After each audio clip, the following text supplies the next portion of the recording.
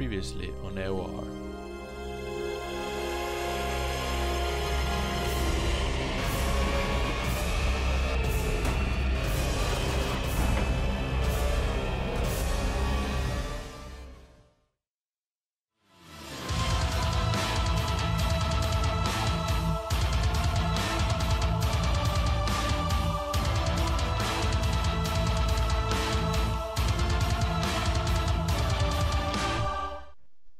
Hello everyone and welcome to China for the Box Gaming coverage of AOR PC Split 1 Season 8. I am of course Justin, and joining me as always is Miko. Hey guys. And also joining us today is Alex Gillen. Hello everyone, excited to be back. Yeah, thank you for joining us. Yeah, this should be a really exciting race. It's one of those Herman Tilke style newer tracks that really promotes overtaking. It's got that really long straight. So we're going to be seeing some really high top speeds and hopefully a lot of overtaking, a lot of action and stuff like that. This will be the first of many episodes which will feature guest commentators, so you guys can look forward to that. Obviously last season, Season 7, we skipped the first 4 races, so this is the third of those 4, so we unfortunately don't really have anything to go off of as far as everybody's pace around this circuit, but Kifla's on a 2-win streak, so this should be interesting.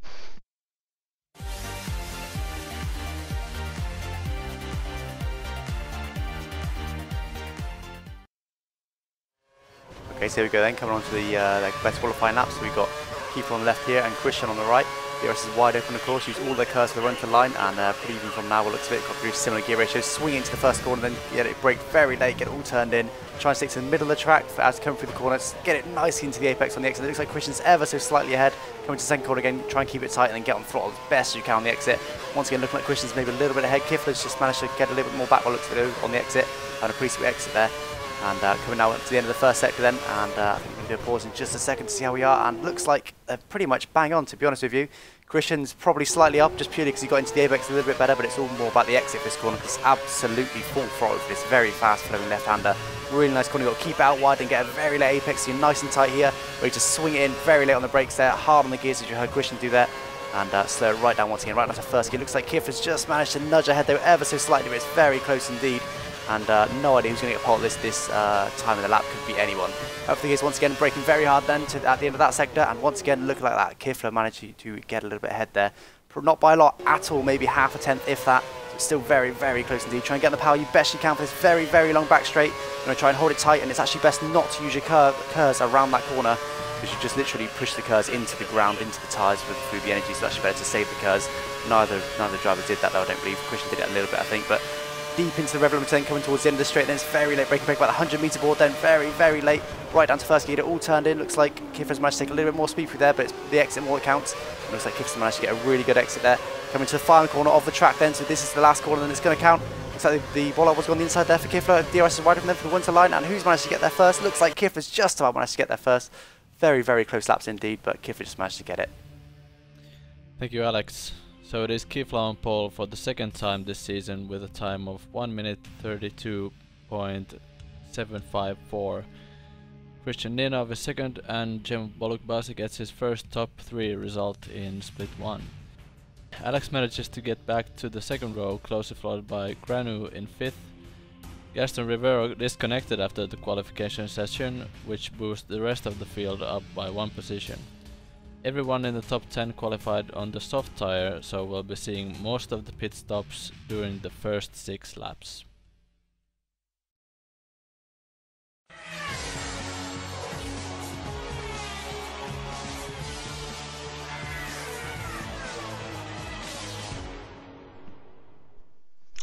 And it is race time, and we're here in China, and this is the 3rd round of the 8th season of AOR PC Split 1. And this should be a pretty good one. I'm excited for this race. I like this track. It's not one of my favorites necessarily, but it's a good track. It's got some very long corners, definitely front limited, I'd say. Yeah, very much so. The front left particularly wears a lot on this track, mainly the first corner and also the corner just for the back straight. And we got the 5 lights, and they're out, and we're on board with Kristian starting from P2, and it looks like he's gotten a good start alongside Cem Bolukbasi, who seems to be struggling, and he's coming under attack from Alex at the moment, and Kifla has maintained that first place position as they head into the very long first corner, very difficult to pass. on the opening lap with the heavy fuel on the outside of that corner, certainly. And Cem's having a little bit of a look up the inside of Alex here as we're coming out of that corner and making the run down to the hairpin to finish sector 1 here. And Cem does slot in behind. Kifla's going defensive at the inside. Oh no, and there's a big hit from behind. It looks like Cem ran into the back of you. We don't know all the circumstances just yet, but it looks like Cem has run into the back of Alex, who then ran into the back of Kristian. And that's great news for Kifla up ahead in the McLaren, who was just out of reach of that incident. And we got Fat First trying around the outside, now the inside of Klawutski, the other German in the Caterham, who's gotten a very good start and is up to P4 now after all of those opening lap incidents that we're dealing with here. And it is very punched up at the back here. We're going 3 wide for a bit, and this is very dangerous looking. We've got Furkan. Oh no, and there's more contact. Looks like Furkan on the primes may have hit Cem, and man, just cars all over the shop here, Alex. Yeah, it's really, really messy. Very lucky to not get any damage on that first lap. Was not any as far as I'm aware, but yeah, it's definitely a lot of pushing and shoving there, and definitely a bit of lag as all the cars just jumping around all over the place there. Really, really mad first lap.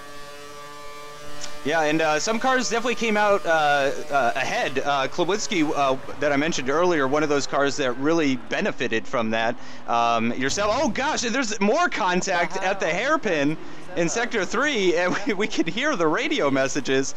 And boy, man, that is just not a common opening lap right there. We're on board here with F1 DJ as he's braking for the hairpin. And he takes that nicely. Oh, and just ahead, it looks like Alex and Boyasi had a little bit of a coming together, possibly a side pod spin there. Is that what that was? I've got no idea. I had no idea that Uma span next to me there. It was really, really weird incident. All I know is that I got pushed sideways and slowed down, and then looked behind and Uma was spun. So really weird incident. I think it must have been something to do with the side pod. Yeah, I've got to imagine that didn't look like something normal there. As Jack First runs right off the track, and Klawutski nearly follows him off there and practically blocking him. And now the two Caterham boys are running second and third in this race. So very interesting first lap, but it's actually done wonders for the Caterham boys as we've got some Ferrari action going on here at turn 1 of lap 2. Looks like possibly a lag incident of some kind forced Izamusing off the track, and he's going to lose some positions, slotting in just ahead of Granu, who seems to be having a bit of a rough opening start to his race as well.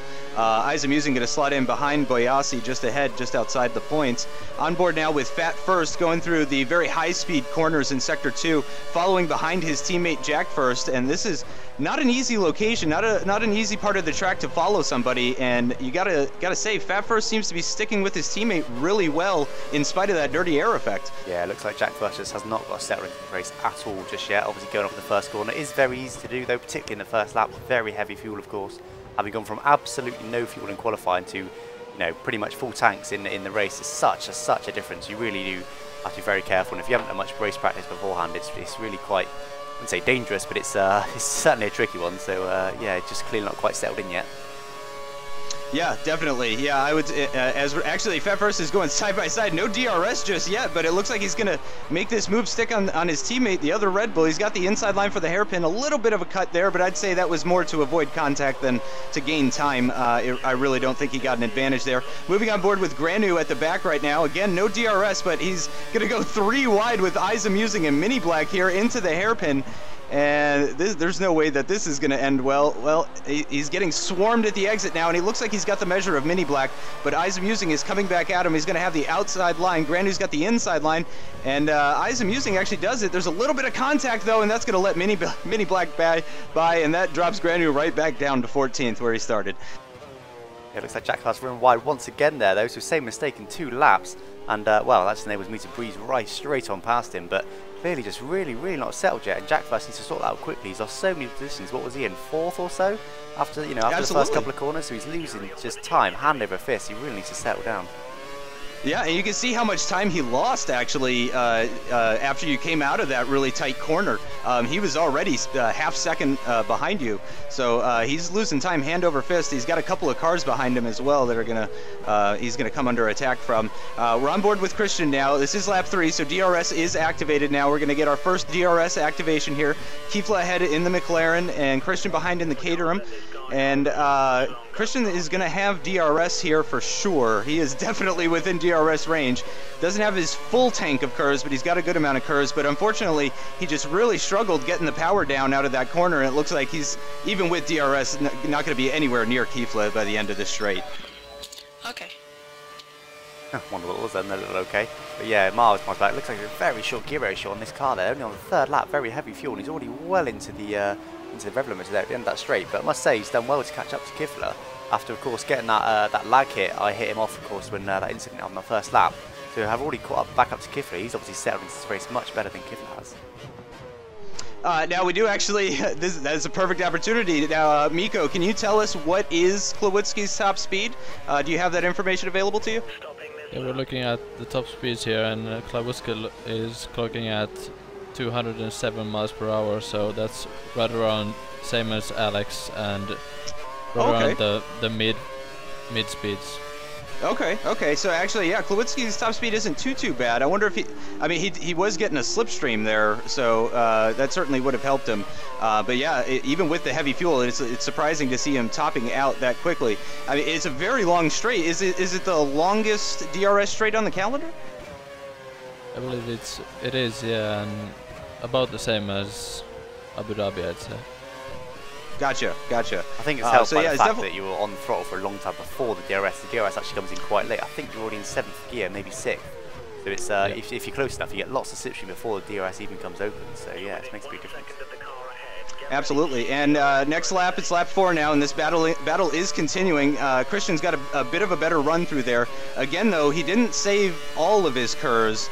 And something tells me the way Kifla's pulling away before that DRS activation, I think Kifla actually might be saving all of his curves for this straight and not using any curves anywhere else in the lap. But Kifla's actually gone deep through the hairpin, and that's going to move Kristian right up behind him. But it looks like Kristian might actually be pitting this lap, and we see Kristian dive into the pits at the end of lap 4 here. Kifla is going to continue on.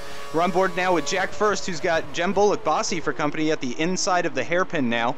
And it looks like Furkan Özcan as well is going to battle the Red Bull driver.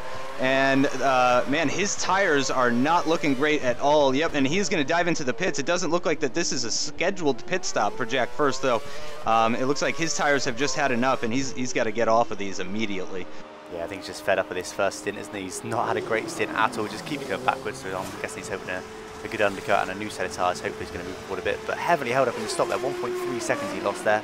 Usually you do a 3-second dead stop, so did lose a bit of time, but not too bad, just behind the Williams though. So did he lose a position there? I think so. I believe he did. Yeah, so not a great pit stop, going from bad to worse for Jack First, then unfortunately down to 12th now as well. Yep, yeah, so that is really unfortunate. Of course, he might be a little bit net higher as he's getting into the grass there. That's giving him some oversteer with these cold tires. Really not helping as we see a battle with Mini Black and Boyasi up ahead forming. And Jack First, I'm sure, is going to be glad to be on these fresh tires, though. Moving on board with Alex now, 1.3 seconds behind Kramma in the Sauber, who you got to say is actually putting in a really good performance at the moment. He seems to be running really well. You're not flying up on the back of him as we lose connection to the Red Bull that wasn't struggling of Fat First. And I do believe that's going to move you up a position at least here. Yeah, I believe Fat First ahead of me there, so really disappointed to see someone disconnecting there. So it's always sad to see that. You know, you always want to race fairly and things, and it's, you know, it's like someone winning a race for something have an engine blow, for example. It's just not something you want to do. You want to win it on track. You don't want to have any sort of advantage from something like a disconnect, and looks like Cem rather is disconnected there as well. So 2 disconnections then in a short space of time. It's not good to see that. And like I said, I think, where was he? Oh, and Furkan as well. God, wow. Oh no. Lots and lots of disconnections. Oh, no. I'm not sure where all these guys were, but again, like I said, really not good to see that at all. Really, really sad. I believe Cem was actually running in P3 at the time of his disconnect, so that is really unfortunate for Cem. I think he may have started on the prime tires. I don't 100% know. We don't actually have Cem's point of view for this race.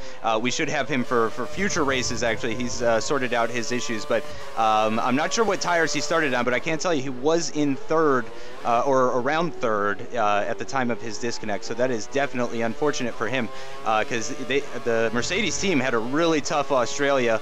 They got a double points finish in Malaysia, so things were really looking up for them. Granu certainly struggling a little bit in this race, but he's not too far back. if you look at the mini-map right now, there's a big group of cars at the back. Certainly up at the front, it seems to be a little spread out at the moment, but at the back there's a 5-way battle for P7 at the moment that is just raging back there, and Granu is right in that group there, so he's certainly got a chance to make up some serious points, especially with the 3 disconnects ahead of him. But that's really unfortunate for Cem, who really looked like he was going to be bringing home some nice legitimate points for Mercedes. Yeah, I mean, he qualified 3rd, so 1 position up on me, so he was looking pretty strong. Of course, was involved with me with the instance in the first lap, so I think once the pit stops would have been rinsed out, I think he still would have been behind me from what I recall from my race. But yeah, you know, he's always a fast guy and he's always looking strong, so disappointing to see him disconnect. Absolutely. As you got the DRS open now, hitting 207 behind Kramma here. I don't think, we don't have any footage from Kramma this week. He had some issues, so I don't think we have any top speed information from him. But you're definitely closing in there with the DRS. As we're on board with F1 DJ, who is pitting from the lead in the Force India. Now, he started on the primes, correct, Miko? Actually, the whole grid started on the options. Oh, okay. So he was just doing a really long option stint there, was F1 DJ, once again proving to everybody that he can be really kind on those tires, going much longer into that first option stint. And we're on board with Alex as he is finally getting by Kramma through the first couple of corners on the outside, and that is a beautiful move. Great job from Kramma as well. Wonderful side-by-side racing here. You're going to hang on to that inside line, little bit on the curb there. That's usually not what you want to do, but when you're defending, certainly sometimes that is necessary. He's got the better run on you, but you're going to have the inside line for this very high-speed left-hander, and he cannot hang around the outside. That's really, really great driving from Kramma there. I got to say, he is really impressing me today here in China. Yeah, really fair racing there. That was really good. I just snapped my nose up inside to the first corner there, so he couldn't quite turn in, and that meant we to get the move done. But I pushed very, very hard in the opening first couple of laps of this stint just to try and catch up to him, and it's obviously worked there. So yeah, happy with that. And you saved quite a bit of KERS to defend, so you're definitely thinking the long game here. You're going to have that whole allotment of KERS pretty much. Looks like you only used about 5% or so going into the sector. And Kramma is still behind. He's within DRS range. He's certainly going to have DRS. But again, we don't have his point of view, so we're not sure how much of his KERS he may or may not have used. But it doesn't look like he's going to be able to attack back and try and take that position back. So we're on board with Granu now, who was in 14th, now in 11th because of the disconnects ahead. So he's just outside of the points now, and he's looking at F1 DJ, who also has his DRS open on Izamusing up ahead. Granu's got the inside line, but of course F1 DJ's tires are very fresh. Those got fitted earlier this lap, so they're probably just getting up to temperature right about now and very fresh. I don't know if we have information about when Granu pit, so I'm not sure what his tire life is like, but I believe the latest stopper was F1 DJ. I don't think anyone stopped as late or later than him, so he's certainly on fresher tires than just about everyone else. Currently on board with Kristian, who has grabbed P1 in the pit stop phase from Kifla, and he's currently Kifla's just within the DRS range of Kristian here on lap 8. Now, when did Kristian stop again, Miko?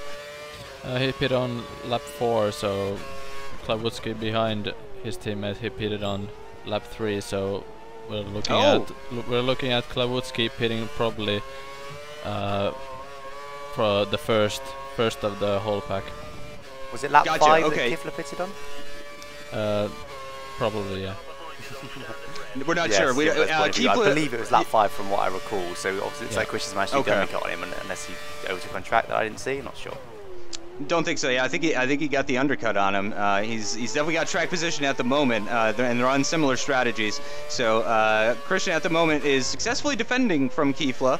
I do believe Kifla is going to have it. Yeah, he's definitely going to have DRS going down the start-finish straight here, though. Not really a passing location, though, as we're moving ahead to lap 10. Still on board with Kristian, and Kifla is very close, nearly running into the gearbox of the Caterham there through turn 1, and he's still very close. Can't get alongside, but he is very close to the Caterham at the moment, and they're probably both going to be using a little bit of KERS. It's a popular location to use some KERS there just to help you down this straight into this hairpin here, and he hits the apex nicely. And I gotta say, Kristian, you know, I've seen him in other seasons, and I'm not saying he wasn't in other seasons, but he seems to be very consistent this season. Lap after lap, he just really seems to be nailing his apexes and all that stuff. Yeah, all the consistent guys seem to do. And I'll just have a look inside there, KLA, and wow, just absolute monster on the brakes there, must be said. And didn't actually expect me to be able to get past before the apex there, and managed to get past, and that's moved done. Very impressive. Yeah, I think you braked actually after the 100 meter board there, as Klowitzki is going to be diving into the pits at the end of lap 11. So that does mean he was able to do only 7 laps on those primes. So he is definitely 3-stopping. No doubt about that. And it looks like Kristian is being called into the pits to stop at the end of this lap as well. So pretty similar strategies here for the Caterham boys, with Klowitzki just stopping 1 lap sooner, even though Kristian actually has the track position. Yeah, it looks like they worked out the strategy between them, which me and my teammate just don't do. But yeah, so like I say, it looks like he's pitting this lap then. So we'll see if Kifla comes in the same lap or he decides to stay out 1 lap later. Could be an interesting strategy battle here, with Kristian, of course, already getting the undercut. So we'll see how it plays out. Yep, it looks like Kristian's used quite a bit of KERS. He is pitting this lap, so you know, if he's the type of driver that might save a little bit of KERS for the final corner for the exit there, obviously he's not going to be doing that if he's pitting, and we do get the confirmation he is going to be pitting for the prime tires now, as he makes that call. So he's got a little bit less KERS to defend from Kifla here, but of course, Kifla doesn't know that Kristian is pitting, so I imagine Kifla is going to be making or trying to make the move happen here down the straight. He did a nice job of actually staying out of Kristian's dirty air there, taking a different line through that very long right-hander, and actually a little cheeky there, a little move from Kifla just to say, hey, you know, this is my part of the track. You stay on your side, I'll stay on my side, and just makes that, wow, just really makes that move through the hairpin, almost identical to the move that you pulled on the other Caterham. And Kifla is pitting just ahead of Kristian, so it looks like he's trying to prevent the undercut that might have been successful in that first stint. Yeah, exactly. Yeah, it's exactly what I did in Bahrain, I believe, on Kristian, is that deciding that actually you don't want to be undercut again and lose even more time. So especially just got ahead there, deciding to jump in the pits and not lose the advantage that he just gained on track. So we'll see how they come out of the pit lane, but you would expect Kristian to come out behind Kifla, of course, having got the move just done on track. And we got 5 cars in the pits at least of the 11, so at least close to half the cars on track are in the pits at the end of lap 12 there. So clearly lap 12, a very popular lap for changing tires, and it does look like just about everybody has gone on to the prime tires. I wouldn't expect anybody to be going on the options just yet. If anybody's going to be going on to the options, I would expect it to be the final stint of this race. This is certainly a 3-stop for most people, I would imagine. I'm wondering if maybe Kifla, because he stopped on lap 5, or F1 DJ because he stopped on lap 6, if maybe one of those two is trying for a 2-stop, but it does look like just about everybody's trying for a 3-stop. So now the big question, as far as strategy is concerned, is the final stint going to be primes, or is it going to be options? And I got to imagine for most drivers it is going to be primes, because that is just the safer bet. There's less chance of them falling off the cliff and that sort of thing. Yeah, definitely. As you said before, it's very much a front-limited circuit, so it's particularly front left, you've really got to be so careful. And if you're battling like these two guys here now quite heavily, you're just going to have to pit 3 times. You know, you need to be so careful on the tyres to be able to pit 2 times. So yeah, but, nice move from Kristian there, just dive up the inside of Kifla, and Kifla looks like he's actually fallen back on this straight. That's a surprise, even with Kristian with the DRS. Yeah, really impressive stuff here, as they're both getting by Jack First, who was called into the pits at the end of lap 12, and I think is maybe regretting staying out now as the Caterham and McLaren fly right by him, and that's quite a pedestrian entrance to the pits there. He really didn't, I guess he really wanted to avoid any trips into the gravel. As we're on board with Alex now, he's got DRS on Klowitzki up ahead, way too far back to make a pass here, certainly. I can't imagine we'll actually be seeing any side-by-side action here unless there's any sort of incidents with Klowitzki. He does go a little bit wide. Alex sticking to the inside there to avoid the dirty air, get the most downforce for his car as he can. Once again, through this corner, taking a different line to try and avoid the dirty air, and doing that successfully. No KERS deployed, just as you go purple, actually, through that first sector, as Izamusing, the other Ferrari, actually doing the fastest lap of the race with the 136.2, which is actually not too much faster than the laps we've been seeing, though, so I expect that'll probably get beaten pretty soon by one of the front runners, either Kristian or Kifla. They're certainly looking pretty quick. Alex is looking like he's going to get DRS on Klowitzki here, which is certainly going to help his lap times. He's got quite a bit of KERS to play with, with as well, as we're finishing Sector 2, also purple. So this is looking like an exceptionally fast lap. Kind of pushing the Caterham through the corner now. Excuse me, I would like to go faster, please.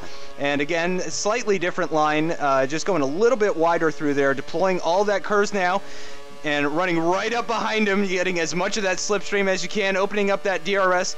And again, Klawitsky's got the exact same top speed, but it looks like you're going to hit it just a little bit quicker, and that is going to allow you to move by at the hairpin there. Klawitsky going to try the switchback here, but it doesn't look like he's got the grip to really challenge back. Yep, he is not going to be side by side for this final corner. And oh no, that is Kifla on the side of the road. That's Kifla on the side of the road at the end of lap 14. Something has happened with Kifla there. I'm not sure what's going on, but I do believe Kifla has just been passed by another car. So at the very least, we're going to see a replay now from F1 DJ's point of view. So I believe F1 DJ is still on his first, his first prime stint. Yep. So I think F1 DJ here is looking to do the two-stop. So we see Kifla behind, and he's just gone. He's just gone. He was right behind the Force India there, and then just looks like he spun it on the final corner there. Yeah, no contact there. Looked like perhaps got caught on the curb or something like that. It's very easy to do in that final corner. The bollard on the inside isn't very nice, neither is the curb, and the curb on the exit also isn't very nice. So perhaps he got one of his tyres caught on the curb there and just ended up in the barrier. So not the way he wanted his race to go, that's for sure. Yeah, and that's certainly good news for everybody else, though. It looks like we are finally, yeah, absolutely. It looks like we are finally going to get a different winner for this season. But it was only 2 races. Certainly not Red Bull or Mercedes level domination, as Alex is going up the inside, of course, on F1 DJ, as he's got those much more worn tires. Let's see, he stopped on lap 6, so he's on 10-lap old primes right now.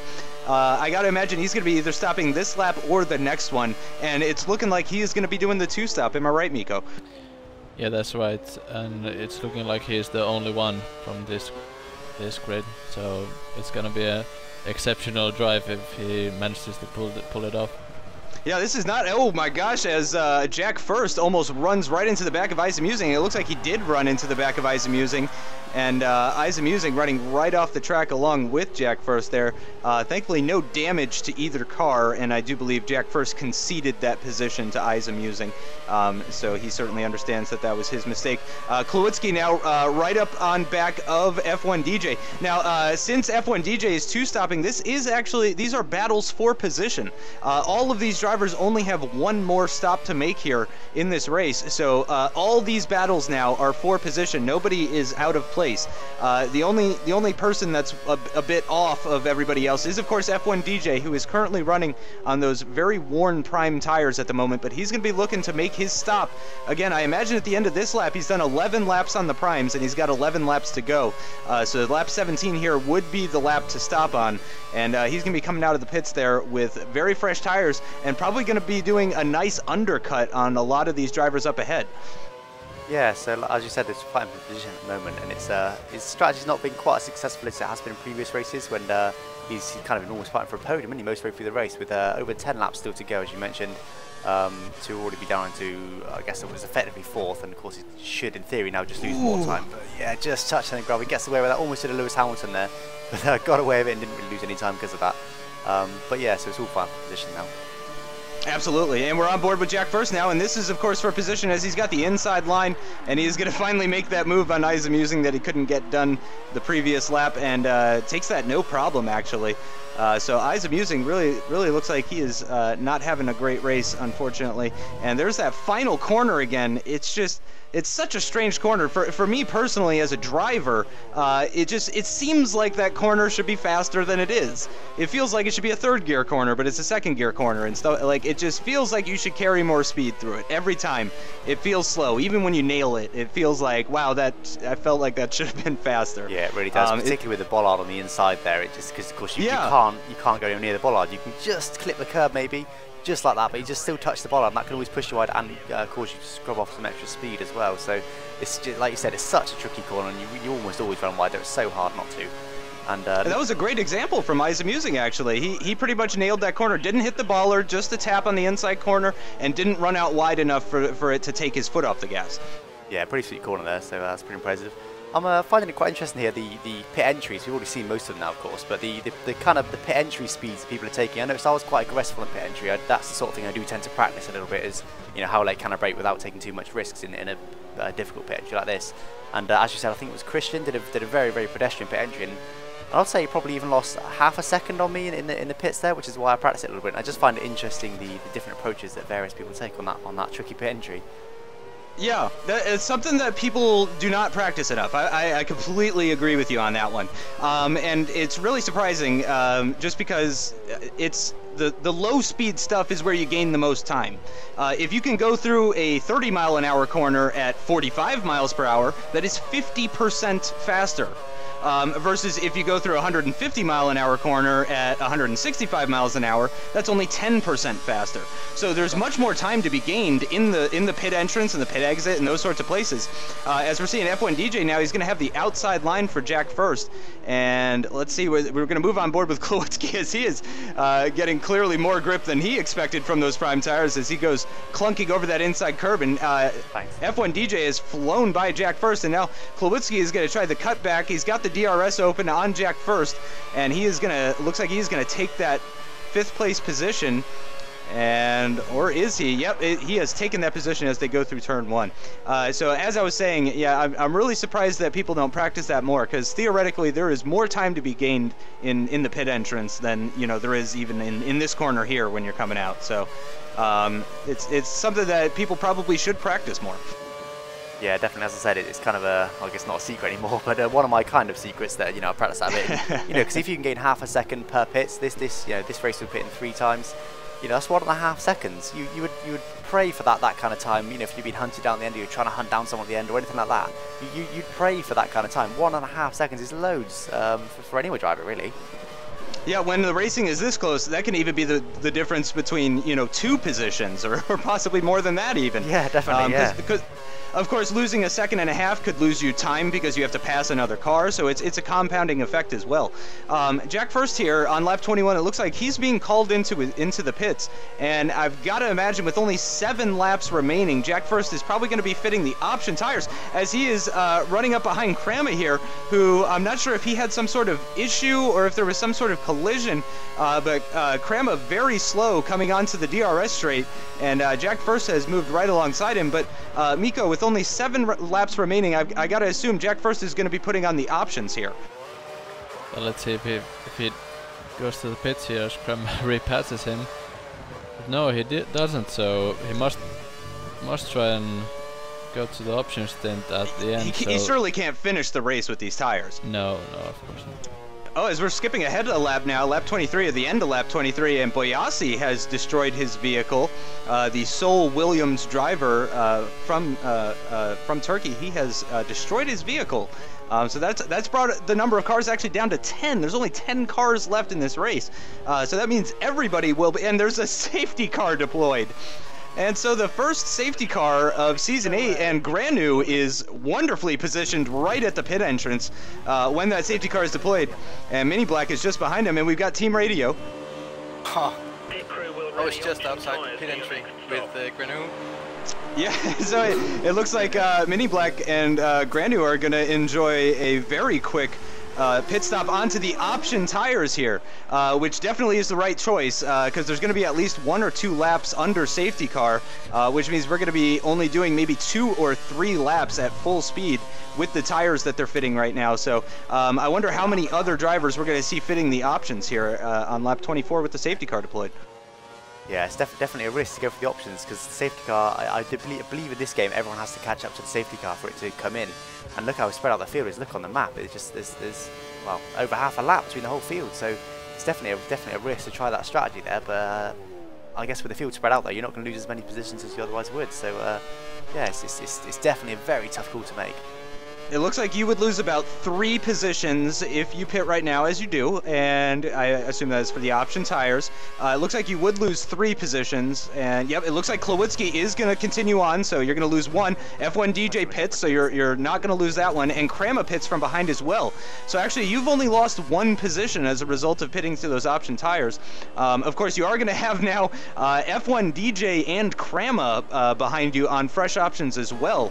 Both these drivers showing really impressive pace here in China. So F1 DJ is adapting his 2-stop strategy to a 3-stop now, which I gotta say is looking like a stroke of genius at this moment as he's coming out in P4. And, you know, I'm just realizing now, Kristian in the lead, I don't believe came into the pits. I believe both Caterhams of Kristian and Klawitsky have stayed out on their worn prime tires. Yep, that's right. Yeah, certainly I wouldn't say an interesting move. It was the conservative move, wasn't it? You know, I certainly didn't expect this many people to pit. As you said, see safety car in this lap then, so that's earlier than I expected, certainly when I was racing. And that 26 to 28 then, so that means it's going to be 2 complete laps without the safety car. So we definitely could see a lot of action on these final couple of laps with, I think, did everyone pit bar those two, or did any No, it looks like Izamusing up ahead is still on the prime tires. Jack First clearly pit for the options. Granu behind pit for the options as well. So it looks like just those 3, I think, are still on the prime tires. As we're on board with Alex now, trying to get some temperature into those tires. Kristian is in a very good position, though, it must be said. Even though they're both on the prime tires, Kristian has the rear gunner of Klawitsky to try and hold Alex up as best he can. And Klawitsky is going to have to be very defensive. He is not going to finish ahead of Alex. I can't, unless Klawitsky pulls out an amazing performance here. And we've got the green light now. The safety car is in, or we're going to be getting the green light, and Kristian is gone. Green flag, green flag. Klawitsky's had a terrible final corner, and already, not even into turn 1, Alex goes flying by with that KERS use and the fresh option tires. And Klawitsky's going to try back up the inside, but he just, wow, he somehow sticks it in there, keeps his nose alongside, but then just doesn't have the grip to fight along the outside of this very long left-hander there. And Alex already into P2. And we've only got 5 sectors left here, and that's a pretty small gap. I'd say you're only maybe a second and a half behind Kristian. Yeah, it's pretty close, but if you saw there, my tyres are already starting to wear. These options are so fragile, and just behind the safety car, they already started to wear a little bit, so they might even start going off before the end of the race. We'll have to wait and see. And we're on board with Granu now, as he was having a little look at Jack First. Both drivers on the option tires at the moment. And I gotta say, this is a perfectly timed safety car, because now everybody just has 2 laps to do. Most of the field is on the options. Kifla is behind in 9th on the options as well. He's probably looking to make up places after his incident at the final corner. So, I mean, this is basically everybody's got to run 2 qualifying laps as Kifla just shoots up the inside of Granu. That was amazing. What an exit. That was stunning. I am floored right now. That was absolutely insane. I've never seen a pass like that here in China. And he's going to go defensive. It doesn't look like he's going to be able to attack. Oh, there might have been contact with Mini Black and Kifla, and that caused a little bit of contact between Kifla and Jack First, but I think that may have gifted Kifla another position as he moves up into P7, as we've got F1 DJ now looking to the inside of Klawitsky as he's being pushed towards the pit wall. That looked like Red Bull in Malaysia 2013 a little bit almost. And we're on board with just, it's all popping off now. Jack First, he's got Granu behind. He's going to have the inside line. Kifla's trying around the outside of Izamusing. And Jack First sneaks up the inside of Izamusing, but just can't grab that line. And he's just pushing the Ferrari through there. This is incredible. Yeah, such close racing. We've got 4 cars within probably less than half a tenth at the moment. And any one of these guys could get this 6th position here. Yeah, this is absolutely amazing. Again, I love what this safety car has done to this race. As you said, things were really spread out there. As we're on the final lap now, we've only got 1 sector left, and you are just behind Kristian, who is fighting with all his might. You can see with his mods that he's got, you can see how worn those prime tires are. As we're going into the hairpin corner to finish up sector 2, and you are very close behind, and I imagine you're looking to make a move on him like Kifla did on Granu, but nope, just staying out of the dirty air, saving the KERS, as you mentioned in the qualifying report, saving the KERS for when the car straightens up, deploying all of that KERS now, hitting 205, 206, 207 miles an hour, and look at that, just flying right by, staying defensive, braking late for the corner, going a little bit deep though, and Kristian is trying to fight back. Kristian really wants that win as we lose connection to Izamusing. That is really unfortunate, who is defending that 6th place position. He will still get points though, because of course there was only 10 cars on track, and wow, what a finish. Alex Gillen wins the race ahead of Kristian. And F1 DJ gets a podium, 3rd place for F1 DJ, who very successfully converts that 2-stop into a 3-stop with that safety car, finishing 2.8 seconds behind Alex and getting that podium in the Force India. Fantastic to see. Of course, Gaston Rivero disconnected after qualifying, so we only had the one Force India in the race, but F1 DJ did a great job to maximize the amount of points that they brought home. Kramma with a very impressive 4th place position for Sauber, only 4.2 seconds behind. Klawitsky gets a 5th place position. Very strong result for Caterham, bringing home 28 points. Very nice result from them. Jack First, in the end, despite his struggles, does get 6th and 8 points for his efforts. Kifla comes home in 7th in spite of his spin. Just behind him, and I do mean just behind him, was Mini Black in the 2nd Sauber. So Sauber getting a double points finish, and Granu coming home in 9th. He was the last of the drivers to cross the line, where Izamusing, of course, disconnecting in the last 30 seconds of the race there. He does still get 1 point, though, of course, because he was in 10th, basically, when he disconnected. And then we're rounded out by the sea of disconnects and DNFs. Of course, Boyasi had that incident where he destroyed his vehicle and caused that safety car. In the championship, not much of a change at the start, or at the top, I should say. Alex really closing in that gap on Kifla, though. It's now a 1-point deficit for the lead of this championship, with Kristian Nenov only 9 points behind Alex. Jack First currently in 4th with 30 points. Klawitsky moves up into 5th place with 21 points. Fat First drops down to 6th with 18. Boyasi drops to 7th with 16. F1 DJ moves up a whole bunch of positions with his 15 points and 3rd place finish.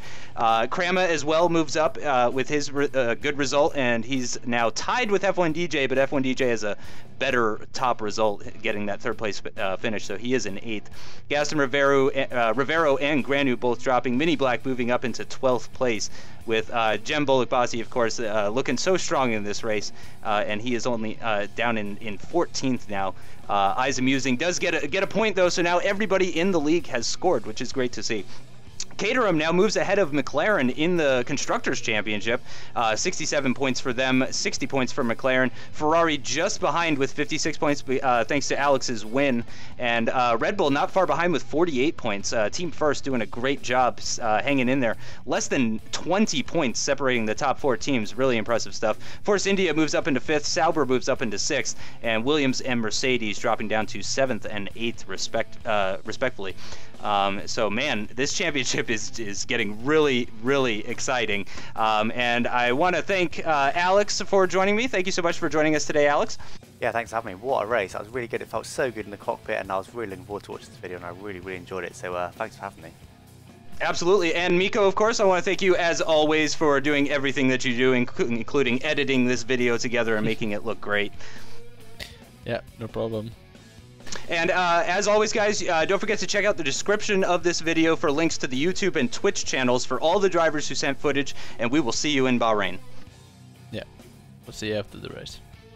Thanks for watching. Bye.